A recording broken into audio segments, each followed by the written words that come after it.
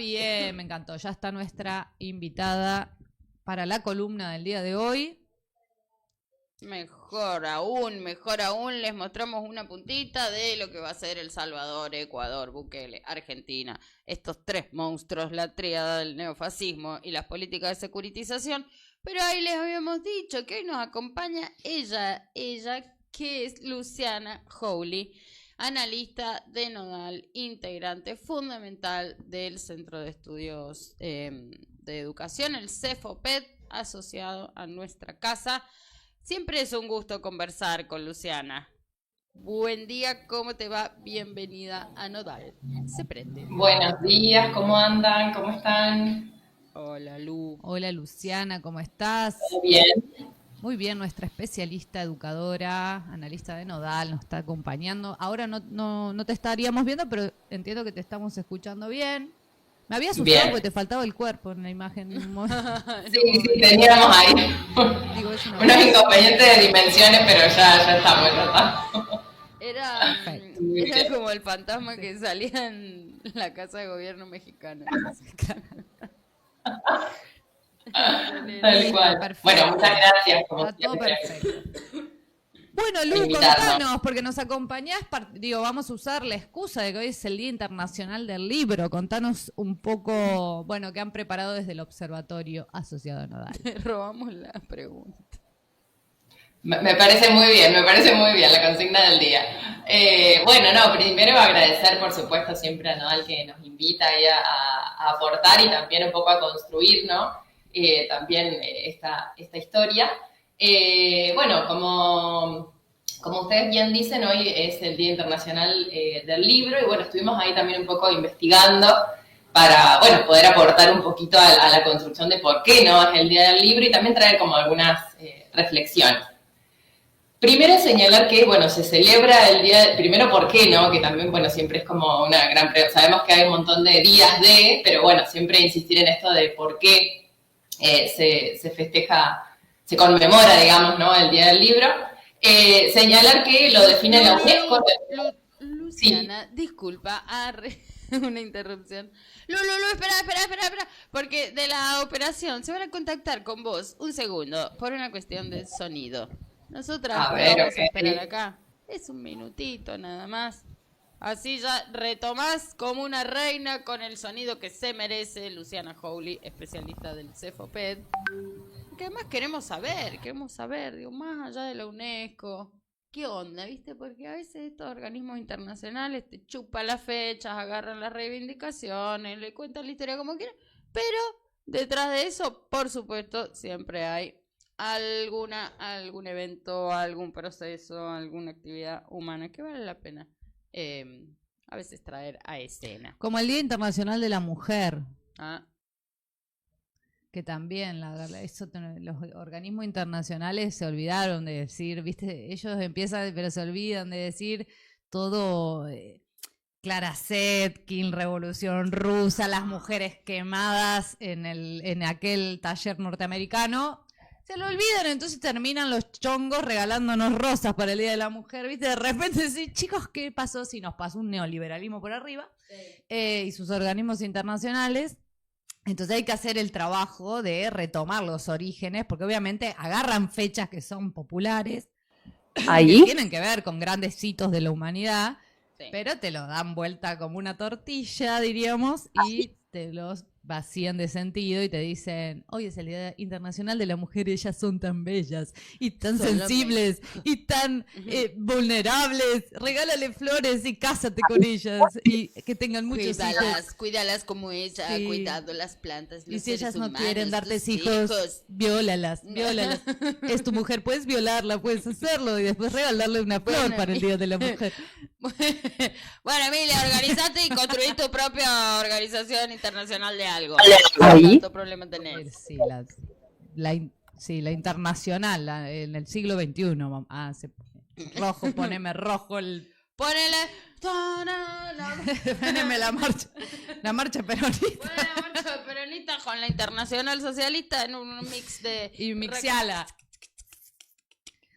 Bueno, momento de honestidad ideológica, vamos a volver a Honestidad y coso. sí. No, pero a mí me gusta la variedad además que tenemos de temas para abordar y de concepciones para desarrollar, porque hemos pasado desde la teología de la liberación a una fuerte doctrina feminista radical.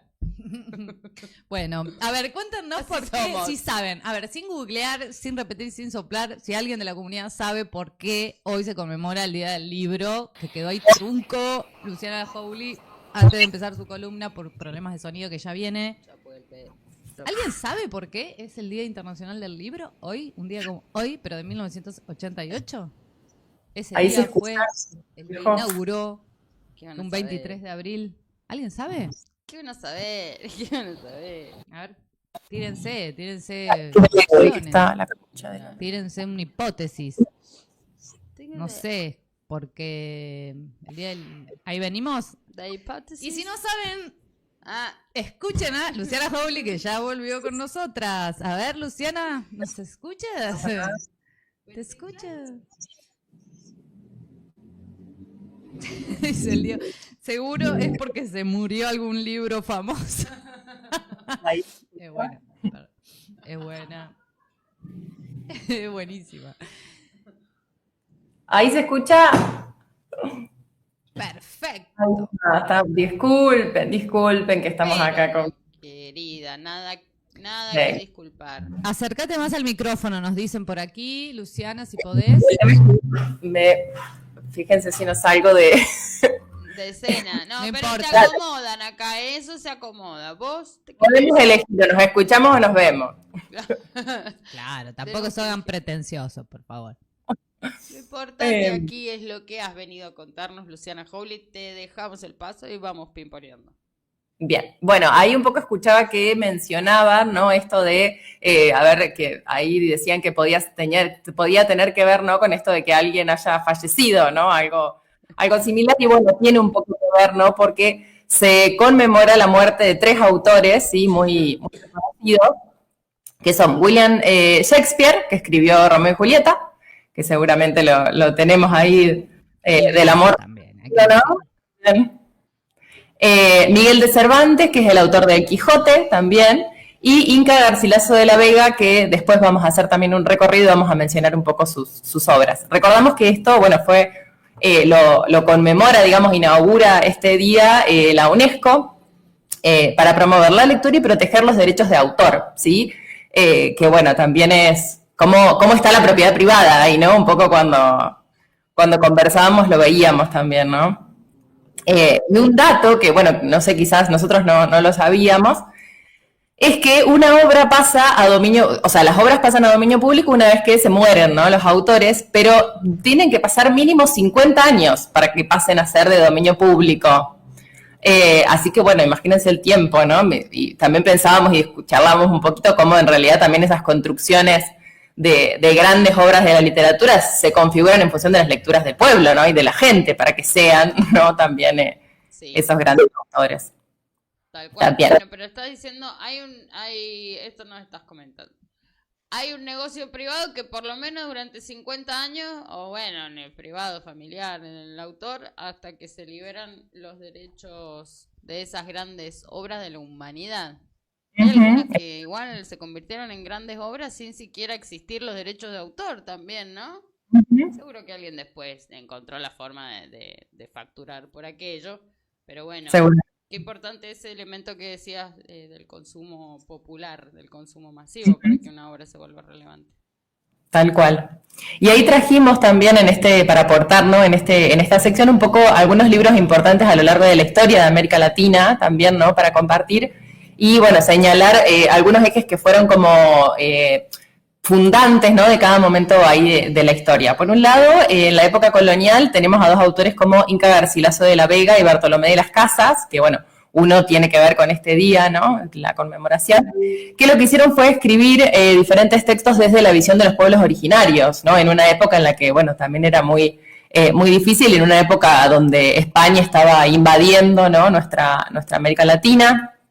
Después, de 1810 a 1860, tenemos uno de los libros también muy conocidos, que ahí traíamos también una imagen, no sé si el operador la puede compartir, de este libro que es Facundo, Civilización y Barbarie, ¿no? De Sarmiento, que bueno, también es tan renombrado, ¿no? En el ámbito educativo, y que un poco viene, ¿no? a traer esta situación y este intento que viene a hacer Sarmiento, ¿no? De civilizar a la barbarie, ¿no? También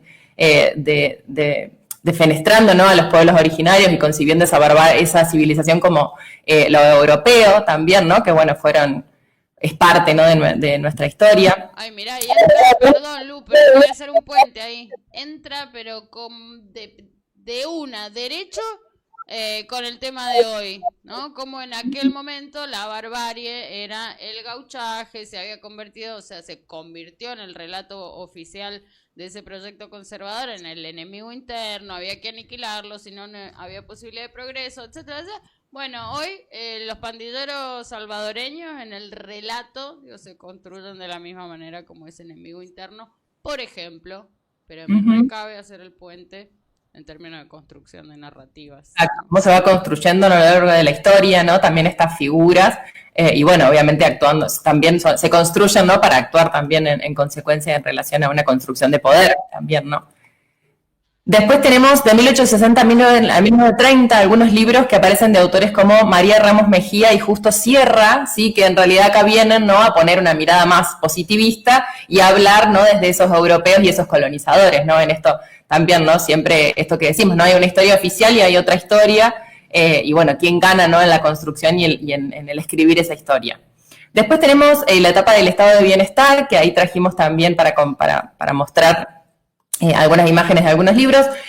Pusimos ahí, señalamos la comunidad organizada de Juan Domingo Perón, ¿no? Que viene también a traernos una forma de generar y construir comunidad.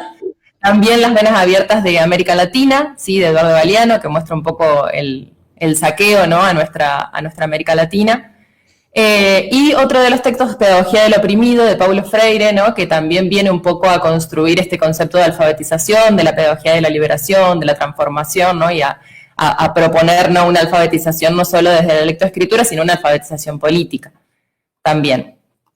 Y por último, en una época más, pasando, ¿no? La época neoliberal y la actual fase capitalista, señalamos algunos textos que entendemos también forman parte, ¿no? De algunos analistas ahí de Nodal. Por un lado, el texto del Nuevo Topo, Los Caminos de la Izquierda Latinoamericana, de Mir Sader, ¿sí? Que lo hemos visto, escuchado, leído también en las páginas de Nodal. América Latina en la Geopolítica del Imperialismo, de Atilio Borón, también. Y Nueva Fase, Trabajo, Valor y Tiempo Disponible en el Capitalismo del Siglo XXI, de Lucas Aguilera, que bueno, viene un poco también a compartir y a mostrar cuál es la realidad en este marco de una fase capitalista, digital y financiera, ¿no? Entonces, bueno, también, ¿no? Señalar algunos de estos textos que van como marcando y configurando y concibiendo, ¿no? Cómo es la realidad en los diferentes momentos ahí de la historia.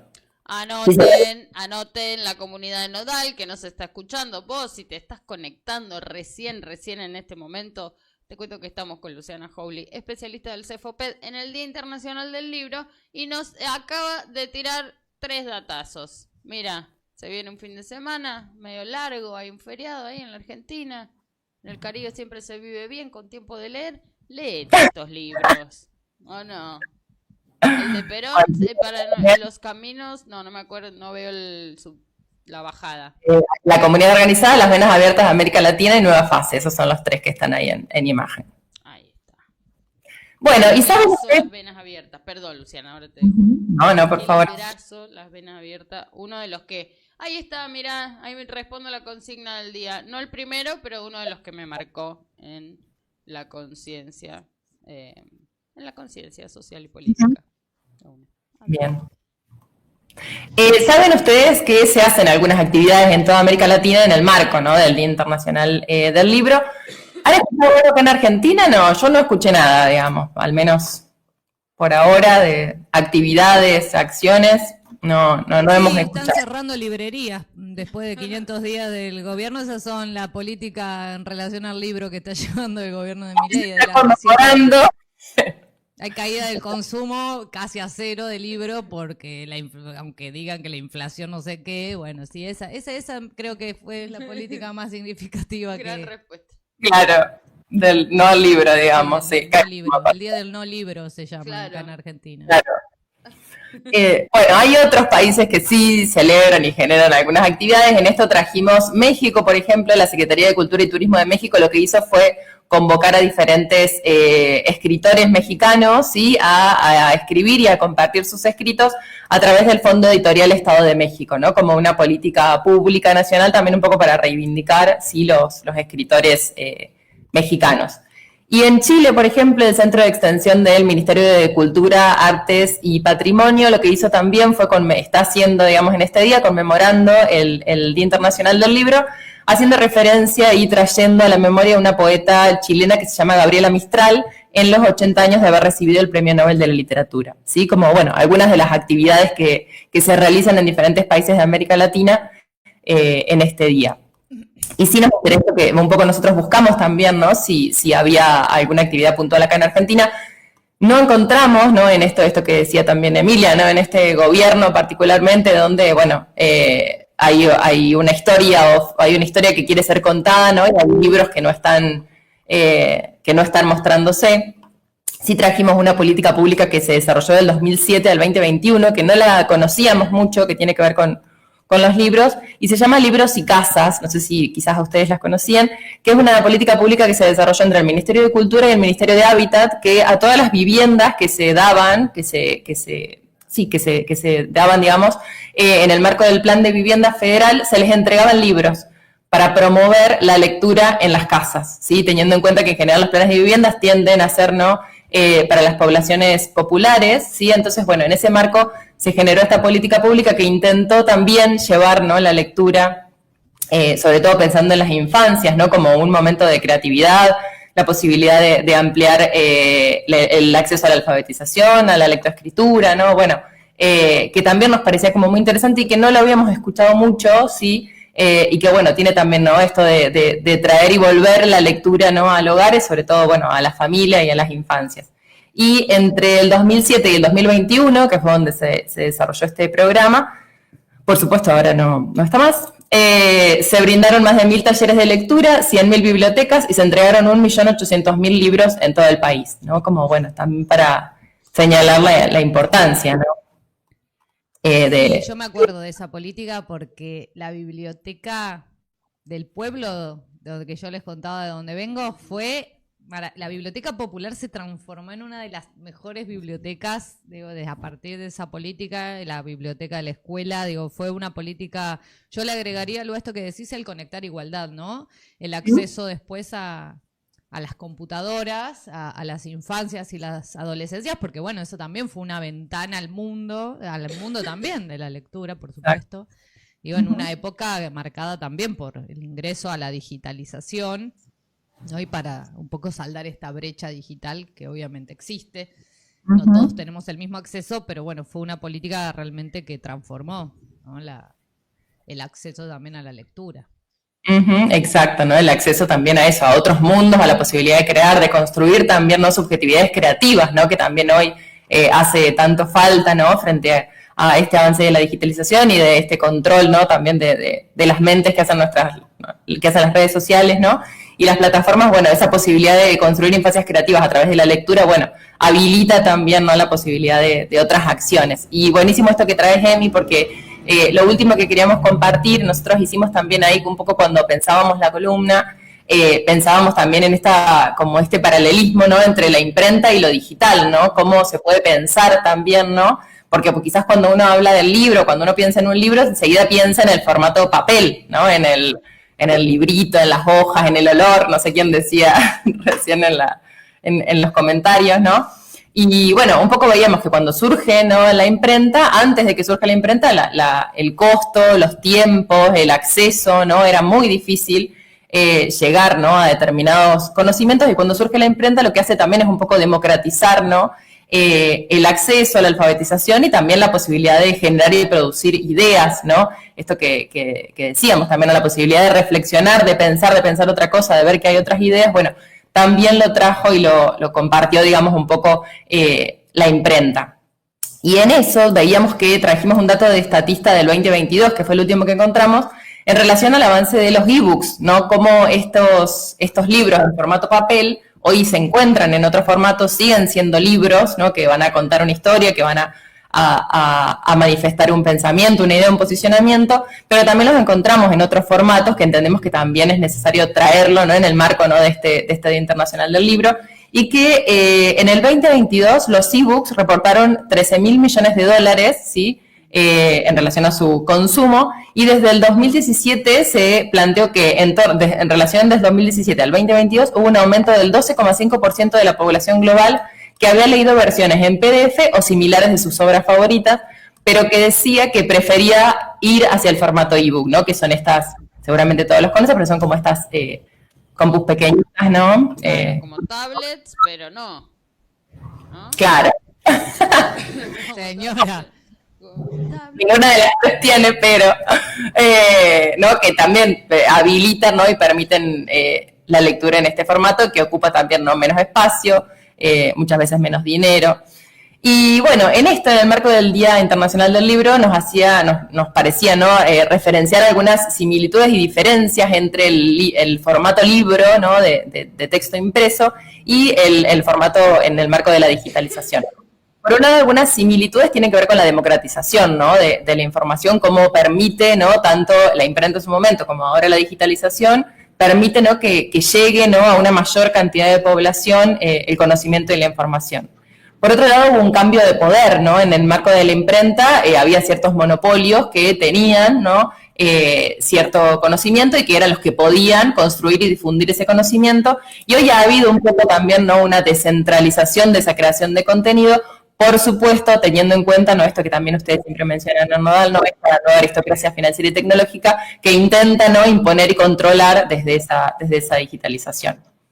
También esta explosión de ideas, sí, que surgió con la imprenta, donde a partir de ella surgió el Renacimiento, la Revolución Científica, y que hoy vemos, por ejemplo, esto que también ustedes mencionan mucho de la localidad, ¿no?, como en diferentes lugares del mundo sucede lo mismo, y eso permite también, ¿no?, que se viralice, que se socialice, ¿no?, ese conocimiento y esas ideas, y se repliquen también, ¿no?, para hacer frente a un poder global. Nuevos modelos económicos y culturales surgen, ¿no?, con la imprenta, surgió la industria editorial, y con lo digital surge, por ejemplo, industrias como el streaming, el e-commerce, ¿sí?, que bueno, también vienen a generar y a producir nuevas economías, ¿no? Y por otro lado, otra similitud, el miedo y la censura también, ¿no? Como en la imprenta, en relación a la imprenta, vemos que, por ejemplo, en los momentos oscuros, ¿no?, de nuestro país y de América Latina, en relación al Plan Cóndor, por ejemplo, los libros eran esos objetos que fueron quemados, prohibidos, ¿sí?, atendiendo, ¿no?, a la importancia ideológica, ¿no?, también y política que tienen esos textos. Y hoy en día también encontramos que hay censura en las redes sociales, ¿no? Hay personas que están siendo censuradas, hay publicaciones que no se pueden hacer, hay una gran cantidad de fake news también, ¿no?, que bueno, aparecen como esta forma de censura. Claro, hoy no necesitan quemar libros, digamos. Exacto. La censura es de otro modo, ¿no? Sí, tal cual. Está bueno pensarlo así, ¿no? Porque parece mucho más espectacular una quema de libros, ¿no? Estas imágenes que vemos quizás en las películas, en los libros de historia, pero hoy es muchísimo más grave la censura y muchísimo más sofisticada, ¿no? Porque es eso, es el silencio en las redes sociales, es el control algorítmico, es, ¿no?, ni siquiera tiene que estar explícito en una ley, sino que quienes controlan las plataformas controlan qué se ve y qué no se ve, ¿no? La invisibilización, ¿no?, de esa censura también, porque por ahí quedan esporádicos algunos tweets que no salen, algunas personas a las que se las elimina de ciertas redes sociales, bueno, también, ¿no?, frente a eso. Sí encontramos en eso también algunas diferencias claves, ¿no? Y por un lado la velocidad, que esto que decíamos antes, la imprenta tardaba mucho tiempo en producir, en distribuir, en circular esos libros en papel impreso, y hoy la digitalización nos permite también acceder de manera, pensando también, ¿no?, en las clases populares, ¿no?, acceder muchas veces a esa información y a ese contenido. La interactividad, que antes, el libro impreso lo imprimía una editorial con su idea y no había una respuesta inmediata, digamos, sí podía haber desde otros monopolios, ¿no?, del saber y del poder, pero hoy también frente a la digitalización está la posibilidad, ¿no?, de un diálogo, de responder, ¿no?, de plantear ideas frente a un determinado conocimiento, y la cantidad de emisores, ¿no?, que antes había, decíamos, ¿no?, un monopolio de la empresa, de la imprenta, ¿no?, que hoy sigue habiendo, ¿no? Esto que decíamos, esta nueva aristocracia financiera del monopolio, pero que frente a eso emerge, ¿no? La posibilidad de que haya otros emisores, ¿no? Y otras voces, como en este caso lo es Nodal, ¿no? Y trabaja, digamos, en ese sentido.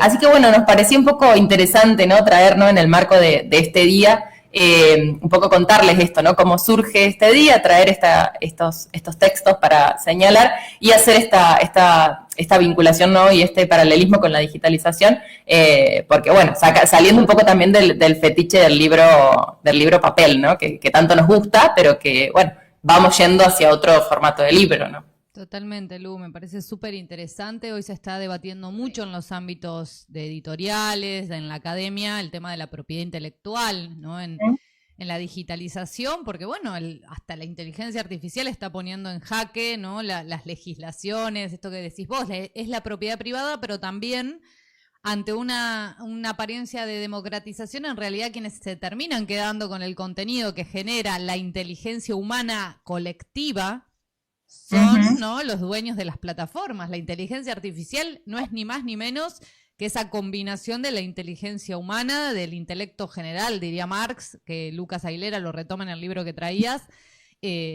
Entonces, bueno, digo, si hablamos de propiedad intelectual, de propiedad de la inteligencia humana colectiva, de dónde se pone ese conocimiento humano, ¿no? De la humanidad, de la historia de la humanidad, dónde está a disposición de qué se pone, me parece que son debates no más allá de la propiedad intelectual de un libro, ¿no? De un autor. En realidad lo que se está poniendo en juego es eso, ¿no? Es un camino que si dejamos que esto vaya hacia, ¿no? Este proceso natural, como dicen ellos, del desarrollo tecnológico, en realidad vamos a mayor privatización, a menor democratización.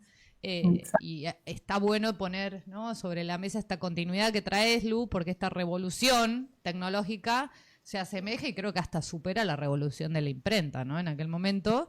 Entonces, bueno, hay que pensarlo con los nuevos anteojos del siglo XXI para que no se nos escape estas nuevas lógicas que nos traes. Así que te agradecemos muchísimo, Lu. El libro, decinos, ¿qué libro? ¿Tu primer libro? ¿El libro que te cambió la vida? ¿O un libro? Yo recuerdo que estaba, es Kamchatka, que después, que me acuerdo que lo leí, lo saqué de la biblioteca del pueblo, por supuesto. Y lo leí y después, claro, después al tiempo largo vi la película que un poco también lo traían, y que bueno, ¿no? ¿Qué diferencias hay, ¿no? Como esto entre la película y el libro, pero también ese me había gustado mucho. Y ahora últimamente, más cerquita, La Casa de los Conejos, que ese también me queda. ¿Viste que esos libros que los recordás mucho? Sí, no lo leí en La Casa de los Conejos. ¿De quién? Recomendado. Ay, no me acuerdo. No me acuerdo. Salió que tiene que ver con el proceso de la dictadura también. La Casa de los Conejos. Sí. Recomendación de Luciana Howley, nuestra analista de Nodal del Centro de Estudios de Educación. Lu, te agradecemos muchísimo todo esto que nos traías y toda esta discusión, porque me parece fundamental tenerla. Y aprovechamos que la UNESCO clavó un día, ¿no? Un día del libro y sí, traemos esta discusión que es la que importa. Así que, bueno, muchísimas gracias, Lu, a vos y a todo el equipo del CEFOPED. Recomendamos que vayan a leer, que vayan a mirar sus producciones que están disponibles en Nodal. Y te mandamos un abrazo grande. Hasta una próxima columna, un próximo encuentro. Así es, aquí estamos. Gracias, Luciana.